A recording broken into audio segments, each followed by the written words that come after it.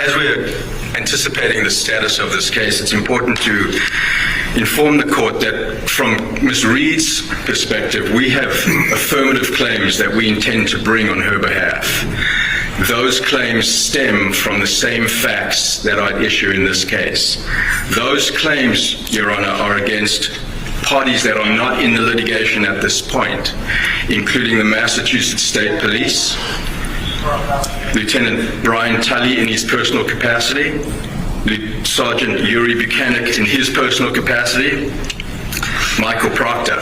Those claims would be in the nature of violations of Karen Reed's civil rights and conspiracy. The claims against the Massachusetts State Police would be negligent training, supervision, and retention of Massachusetts State Police troopers.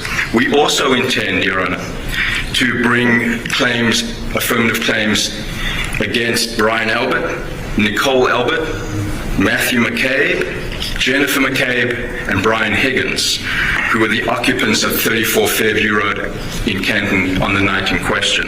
Those claims will be in the nature of civil conspiracy, violation of Karen Reed's civil rights, and then a claim against the town of Canton through its police department for negligent failure to secure the garage in the Sally Port. We asking the court's permission to bring those claims in this case because they do arise out of the same nucleus of operative facts. In order for us to fairly defend Ms. Reed in this case, those claims, those parties need to be asserted in this case.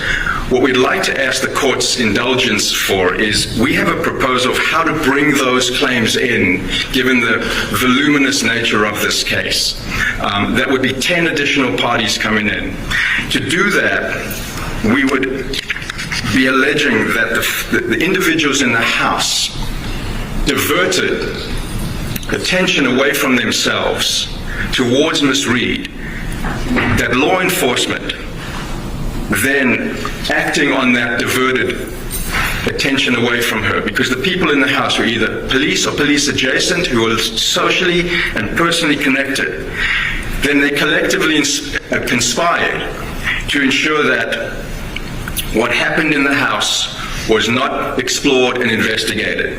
And instead, Ms. Reed was wrongfully targeted, maliciously prosecuted, made to face 2 criminal trials for the death of John O'Keefe, and is now facing allegations of wrongful death, all stemming from the same claims.